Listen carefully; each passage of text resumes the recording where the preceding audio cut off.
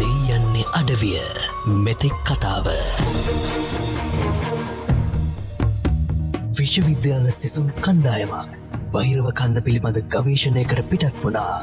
කණ්ඩායමේ දේවින්දගේ ශරීරයට බලගතු ආත්මයක් ඇතුළු වී ඔහුව විශ්වවිද්‍යාලයේ මහාචාර්ය අබේවංශගේ නිවාසිකාගාරය වෙත රැගෙනවා.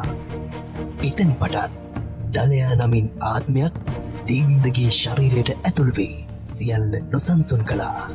අවසානයේ තමන් ගරායකු බව හෙළි කළ ඔහු විටින් විට දේවින්දගේ ශරීරයට ඒමත් සමග පිරිත් පැන් ඉස මහාචාර්ය අබේ ගරායකුව මොහොතකට මෙල්ල කළා.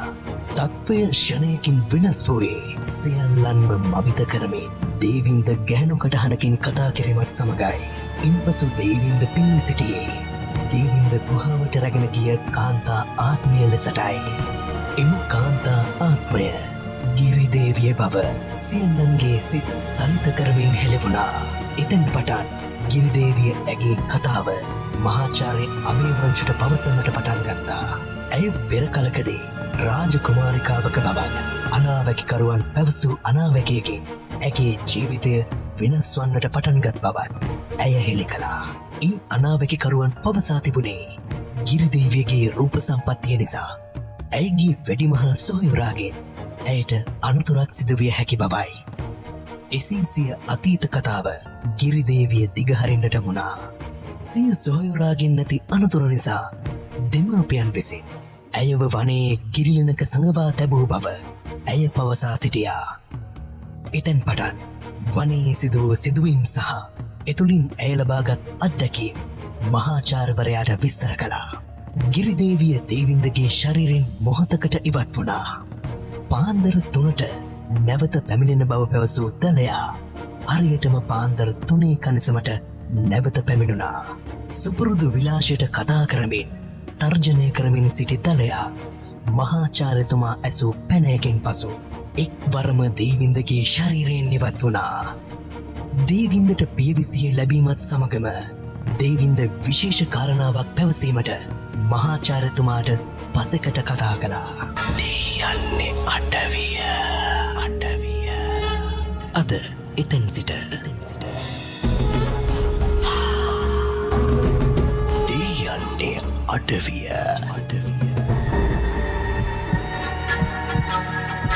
දෙයන්නේ අඩවිය.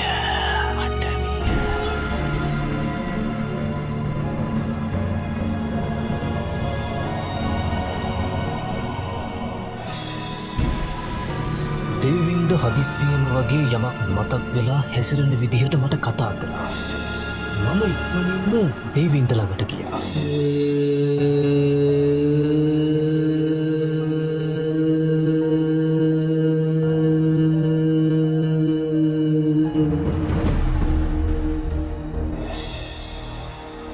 ඇයි දේවින්ද? සර් මට මතකයි ඒ ගෑනු කෙනා කියනවා එයාට කෙනෙක් කරදර කරන්න හැදුවා කියලා. අනේ අපේස ඒ කවුරු වෙන්න පුළුවන්ද? ඇයි එයා මටම මේ දේ කිව්වේ? මේක ඇත්තක්ද? නැත්තම් මම දෙකම හීනයක්ද? මේක හීනයක් නෙවෙයි කියලා නම් මට කියන්න පුළුවන් දේවින්ද. හැබැයි ඉතින් මෙන්න තියෙනවා සීනිත් නැති පිටිත් නැති රසම රස කිරිතේක. හරි. මේ මචන් දේවින්ද කැන්ටිමෙන් බිව්වත් මීට වඩා වෙනසක් නෑනේ. ඔන්න තියෙනවා. සර් ගන්න.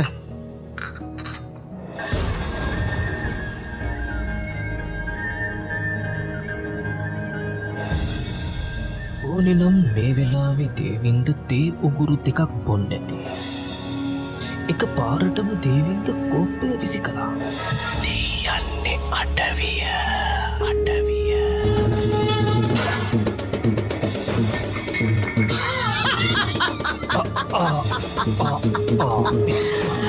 ටිකක් පරක්කු වෙද්දි බලා හිතුවද මම එන්නේ නෑ කියලා.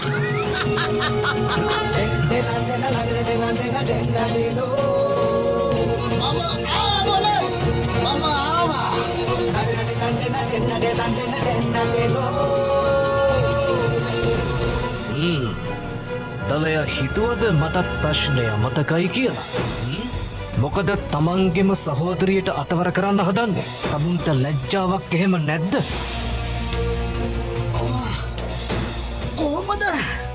කොහොමද මේ දේවල් දැනගත්තේ මට මේක දරාගන්න බෑ මගේ මුළු ඔලුවම කිඩි ගන්නවා වගේ වැරදි කෙනාටයි දලය අභියෝග කළේ වැරදි කෙනාටයි දැන් ඉතින් මම දලයව අතාරින්නේ නෑ මට මේකට උත්තර ඕනෙමයි හොඳයි නොදුන්නොත් නොදයි නොදුන්නොත් පිරිත් පැන් බෝතලේ ලෑස් අශේ සුප් ඔයි බෝතලේ මෙහරගන්න කියන්නම් හැමදේම කියන්නම් බොහොම හොඳයි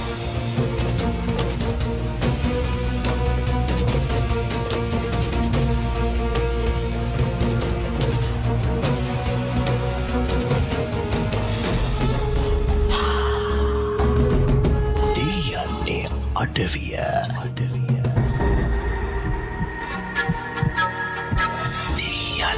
අටවිය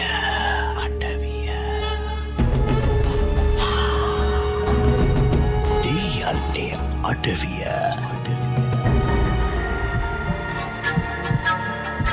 දෙයන්නේ අටවිය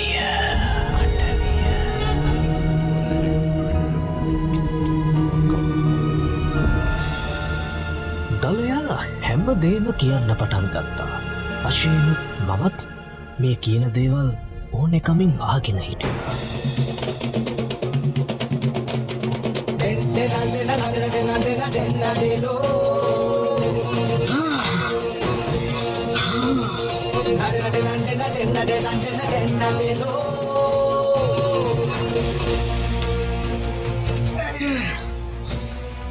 මගේම සහෝදරිය මගේම සහෝදරිය බව ඇත්තක් අනේ කොහෙදෝ පාපකර්මයක් නිසා ඇගේ රෝසපුවට මට සිතක් පහළ වුණා දලයා තමුන්ට රටේ වෙන කෙනෙක් හිටියම නැත්ත ඇගේ රෝසපුවට සම තවත් අයකුණේ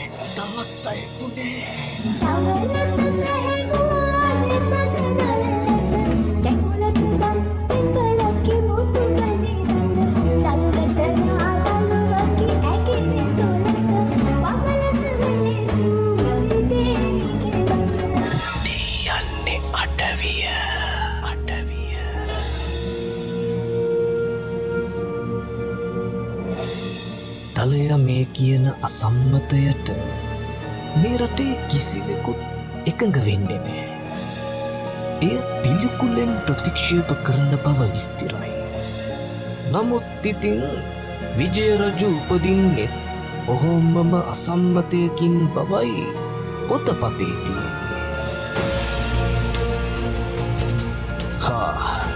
ඉතින් දලය කියමුකෝ කතාව.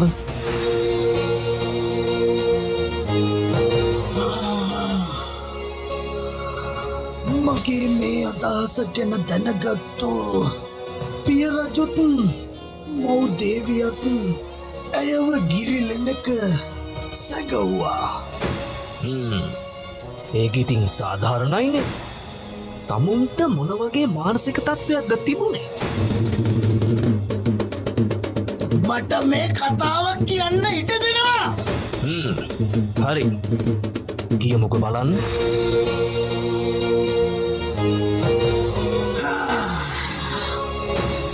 මම හැම තැනම හෙව්වත් හමුුනේ නෑ. අවසානයේදී මම මගේ මෑණියන් ඉස්සරහා බොරු අසාධ්‍ය රෝග තත්ත්වයක් මවා ගත්තා. දකින්න නොලැබුණොත් මම මිය යන බව කිව්වා. මට අද වගේ මතකයි.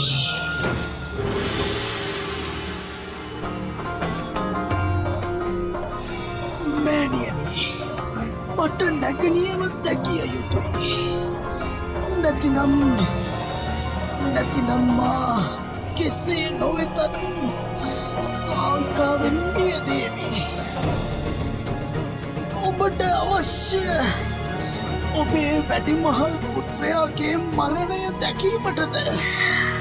අහෝ පුතුනි, ඇයි මෙහෙම අපේ සිතට වද දෙන්නේ? ඇයි අමතක කර දමන්න? අමතක කර දමන්න? එසේනම් මා මියදෙන එක මියදෙනවාමයි.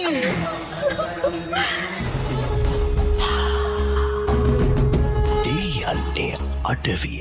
අඩවිය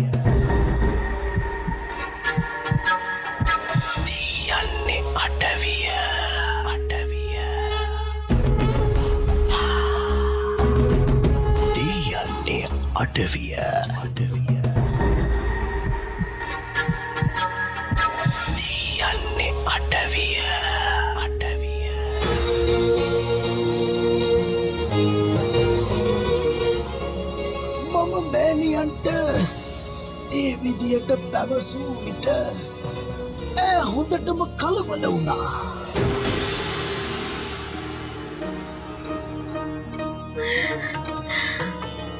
අහෝ මාගේ පුතුණුවනේ, මම නුඹට ඇයි ඉන්න තැන පෙන්වන්නම්. පොරොන්දු දෙකක් මත. ඒ කුමක්ද මෑණියනි? පළමු කරුණ, ඈට කිසි හිරිහැරයක් නොකළ යුතුයි.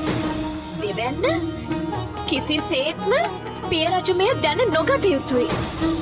හොඳයි මම ඒට කරන්නම්. දෙයන්නේ අඩවිය.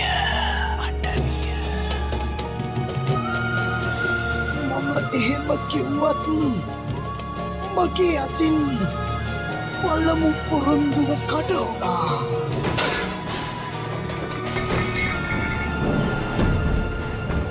එකවරම කාමරේ තිබුණු මගේ උන්වතුර බෝතලේ බිම වැටිලා කැඩුණා. දලය මේ කතාව කියද්දී කිසිම හේතුවක් නැතුව මේසෙ උඩ තිබුණු උන්වතුර බෝතලය වැටුනේ කොහොමද? අශීනුත් බයෙන් ගල් ගැවුණා. හැරිලා බලද්දී දේවින්දත් ඇස් දෙකක් අරගෙනම එහෙම්මම හිටියා. දෙයන්නේ අඩවිය. අශීන් අපේස දේවින්ද ටිකක් බලන්න. ඉක්මනින් ඔය පිරිත් වතුර ටික දාන්න. පිරිත්තන් බෝතලේ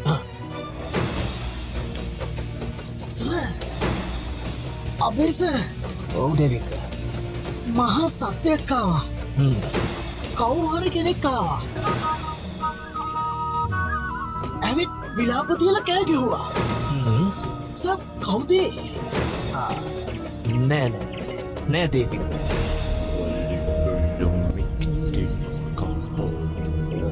එහෙම මුකුත් සිද්ධ වුණේ නෑ. උණුවතුර බෝතලේ බිමට වැටිලා කැඩුනා. එච්චරයි. නෑ සර්. උණුවතුර බෝතලේ කවුරු හරි පෙරළුවා. මම ඇස්කොනින් දැක්කා. අනේ මට බයක් දැනෙනවා සර්. බය වෙන්න දෙයක් නෑ. අශීනුත් ළඟ ඉන්නවනේ. අනික දැන් ඉලි වෙලා තියෙන්නේ. බය වෙන්න එපා දෙන්න. දෙයන්නේ අඩවිය. අඩවිය. දෙයන්නේ අඩවිය.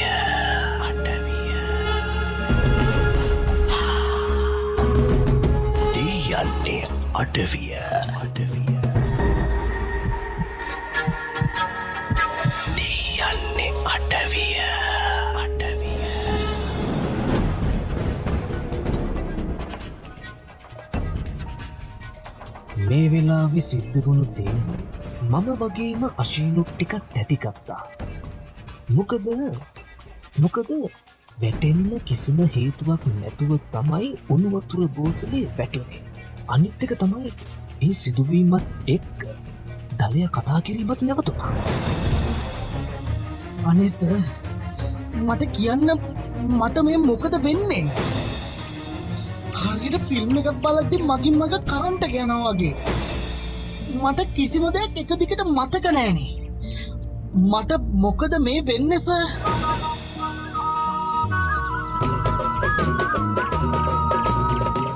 දේවින්ද මේකයි තන මෙතන ඇත්තටම සිද්ධ වෙන්නේ මේ වෙද්දි ඔයාගේ ශරීරය තවත් ආත්ම දෙකක් පාවිච්චි කරනවා සැරිස මොකක්?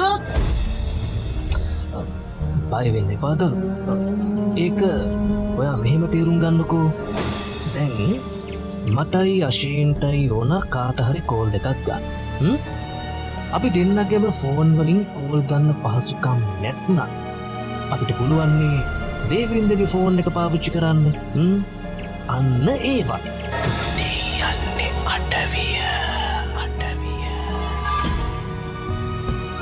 ඇයි ඒ අය එහෙම කරන්නේ? මොකද යාල බලාපොරොත්තු වෙන්නේ? කවුද ඒ අය? පුතා දේවින්ද හැම දෙයකටම උත්තර ලැබේ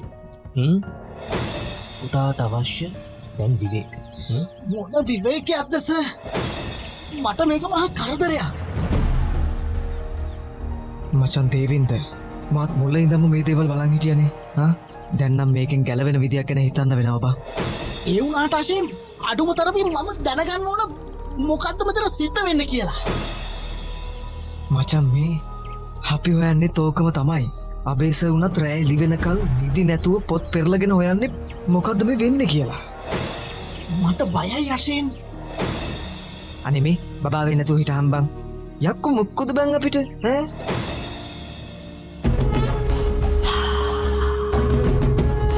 යන්නේ අටවිය යන්නේ අටවිය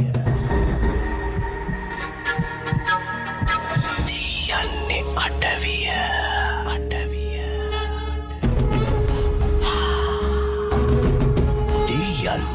අටවිය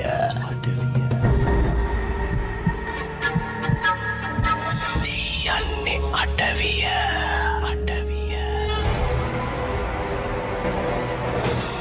මට බයයි අශීන්.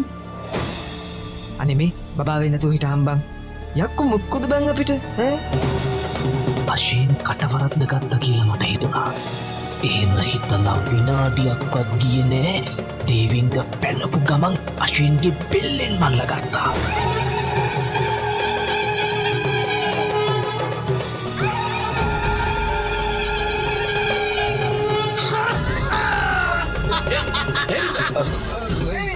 යක්කු මොක්කුද කියලා නේද ඇහුවේ? දේවින්ද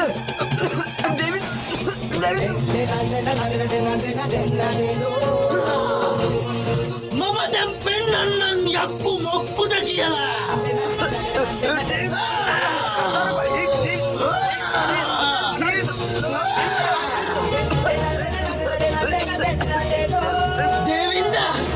දේවින්ද නෙවෙයි බලා.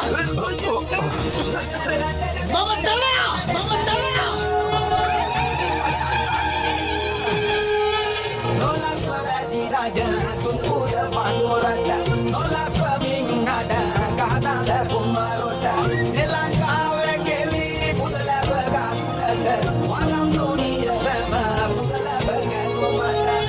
කවුරු නැතත් මම නැති අතර මේ කොල්ලගේ ශරීරය පාවිච්චි කරලා තියෙනවා. කවුද ආවේ? මොනවද සිද්ධ වුනේ? කියපන්.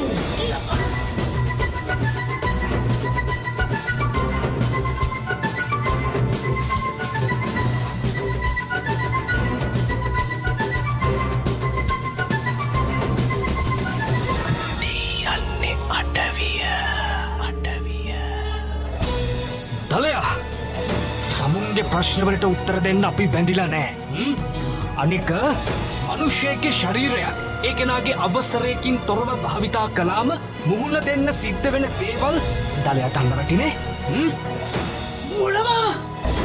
තමුන් කොහොමද අපේ දේවල් මේ හැට දැනගත්තේ? දලය නොහිතන ගොඩක් දේවල් මම දලය ගැනත් දලය ඉන්න ලෝකය ගැනත් දැනගත්තා. එහෙනම් මොකටද මගෙන් විස්තර අහන්නේ? දලයා කතාව වෙන පැත්තකට ගෙනියන්න හදන්න එපා. දලයා දැන් කතාව පටන් ගන්න. ඊට කලින් මට තැනගන්න ඕනා මෙතනටත් මගේ මියුල සියාවද කියලා. නැහැ.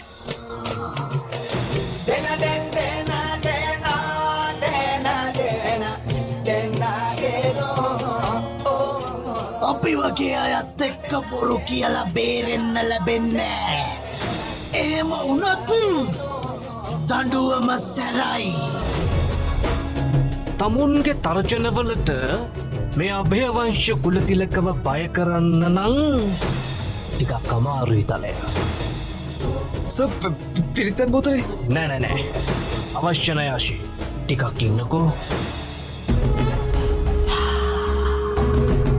දෙයන්නේ අඩවිය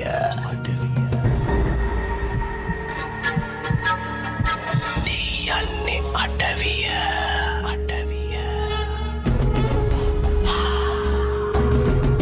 දෙයන්නේ අඩවිය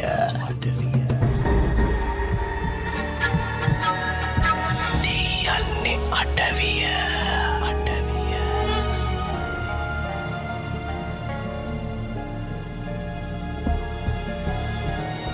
උදේ 6ක් පහුණා. ඒ දලයා තවමත් දේවින්දගේ ශරීරය තමන්ගේ කරගෙන.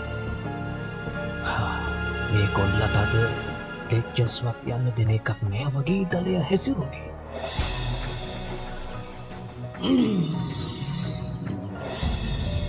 දැන් හැමෝම හිතන්නේ අද වැඩක් කරගන්න විදියක් නැතිවෙයි කියලා නේද?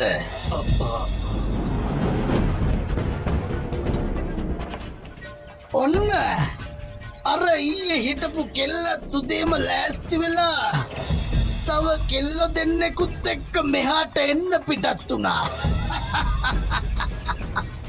මම ඕකිට හොඳ පාඩමක් උගන්නලා එන්නම්. දෙයන්නේ අඩවිය එක පාරටම දලය දේවින්දගෙන් ඉවත් වුණා. දේවින්ද ගැස්සිලා හැරුණා.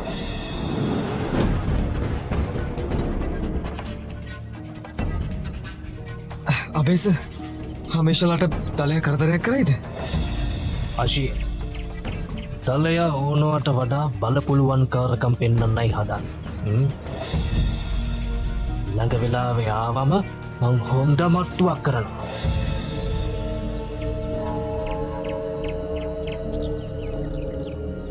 සර් ඔව් පුතා. මාව හොස්පිටල් එකටවත් එක්කයි යන්නකෝ. මට හරි බයයි සර්. පුතා දේවින්ද මේක ඔයාව හොස්පිටල් එකට එක්කන් ගියා කියලා විස දෙන්නේ නෑ. වැඩි වෙනවා නිසා. පුතා බය නැතු ඉන්නකෝ. මම දන්නව කරන්න ඕන දේ.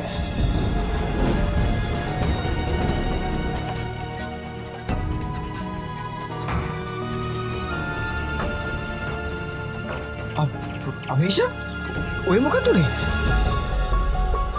බලන්නකො හොස්ටල් එක ළඟින් මෙහාට පනිද්දි කානුවට වැටුණානේ. හොඳ වෙලාවට ඇඳුම් වල ගෑවුනේ නෑ. අතත් ටික තුවාල වෙලා නේද? පොඩ්ඩක් හීරුණා විතරයි අබේස. අවුලක් නෑ. ඒක නෙමෙයි කොහොමද දැන් දේවින්දට? දේවින්දට නෙවෙයි බං. අපිට මොකක්දුනේ කියලා හපන්. බෞද්ධ අම්මේ මෝදීපු වදයක් බං. අමීෂා සර් මට ඇත්ත කියන්න පුතේ. ඔයා නිකම්ම ලිස්සුවද එහෙමත් නැත්නම් කවුරු හරි ඔයාව තල්ලු කළා වගේද? සර්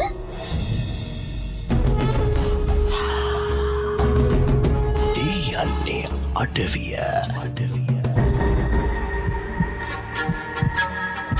දෙයන්නේ අඩවිය